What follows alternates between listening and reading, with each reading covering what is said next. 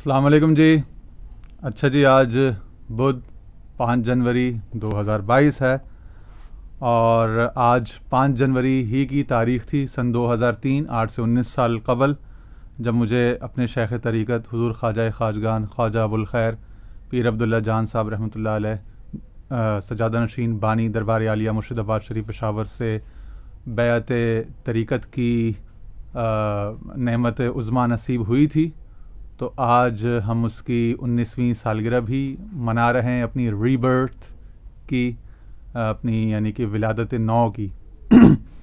اور آج ہم اسی حوالے سے ایک مضمون بھی لے کر آئے ہیں، حکایات عثمانی. جیسا کہ گزشتہ 3 قسطیں ہم پیش کر چکے ہیں، ایک تعارف اور 2 اس میں سے حکایات. تو آج بلکہ 3 حکایات 2 قسطوں میں ہم پیش کر چکے ہیں اور ایک تعارف.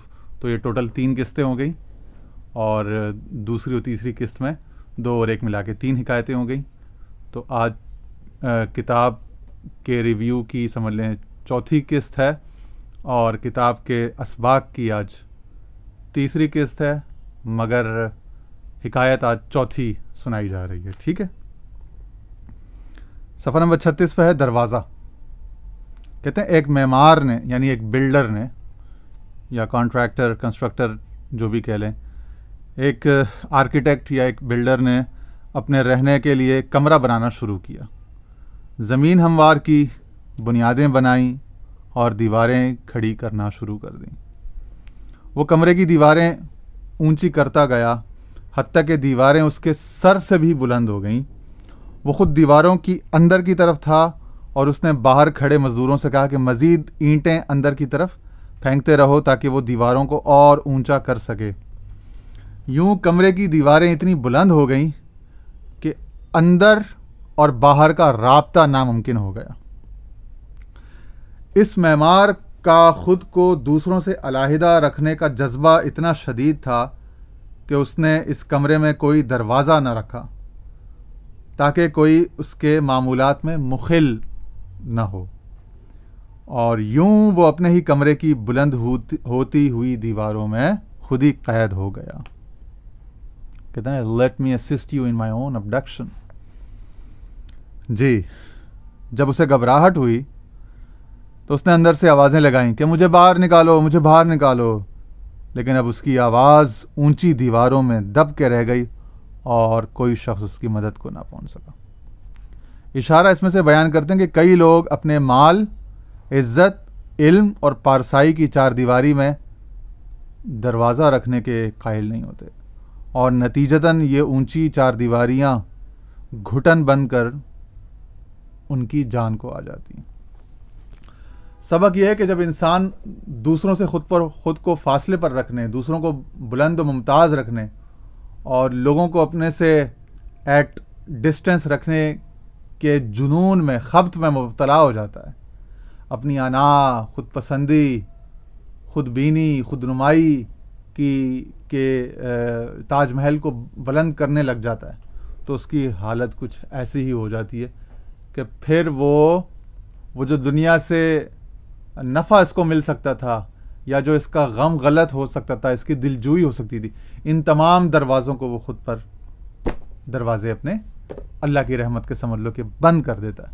اور پھر جسے کہتے ہیں کہ سولیٹیری کنفائنمنٹ، ڈپریشن اور سولیچیوڈ کی اس کو ایک نفسیاتی اور ذہنی عارضہ بھی اس کو لاحق ہو جاتا ہے. اور پھر یہ کئی قسم کی اس میں سے پھر اس کی کئی قسم کی وہ نکلتی رہتی ہیں اس میں سے ریمیفیکیشنز. ٹھیک ہے نا.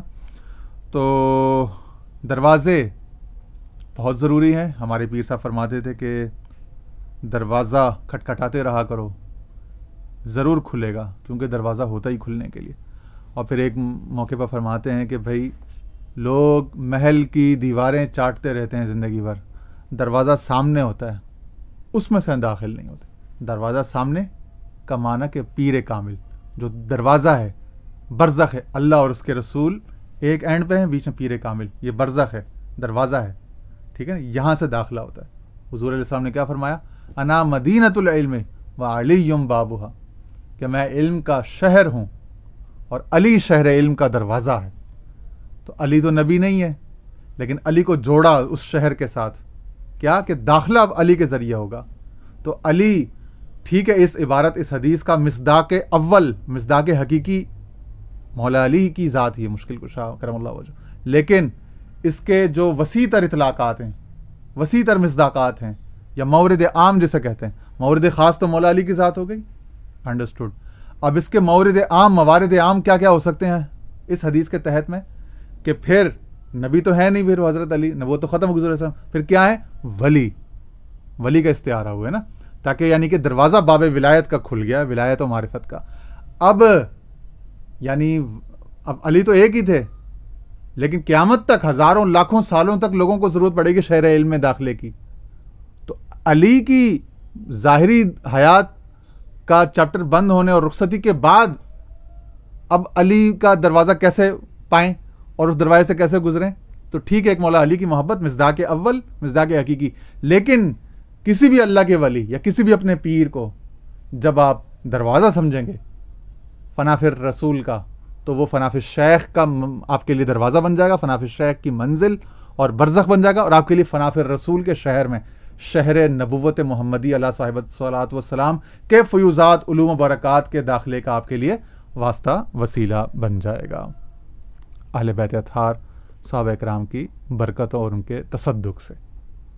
اللہ تعالی ہم سب کے احوال پر نظر رحمت فرمائے اور ہم سب پر اپنی رحمتوں کے دروازے خوب خوب کھول دے.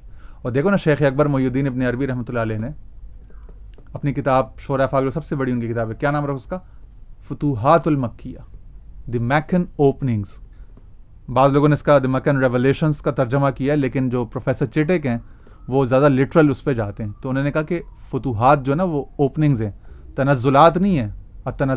تنزلات المکیہ، المنزلات المکیہ، یا التنزیلات المکیہ، یا الانکشافات المکیہ، یا المشاہدات المکیہ، نہیں.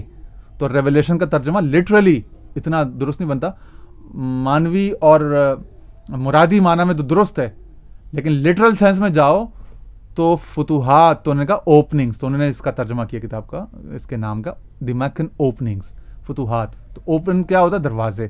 اللہ تعالیٰ کا اس میں گرامی بھی ہے نا، اس میں صفت الفاتح اور الفتاح، دروازے کھولنے والا، عقدے گرہیں کھولنے والا. تو ہم دعا کرتے ہیں اللہ تعالیٰ ہماری عقدہ کشائی فرمائے، ہم پر اپنی رحمتوں کے دروازے کھول لے. مسجد میں بھی جب داخلہ ہوتا ہے تو سنت دعا کیا ہے؟ مسجدوں کے اوپر لکھی ہوتی، اللہم افتح لی ابواب رحمتک، اے اللہ ہم پر اپنی رحمت کے دروازے کھول دے.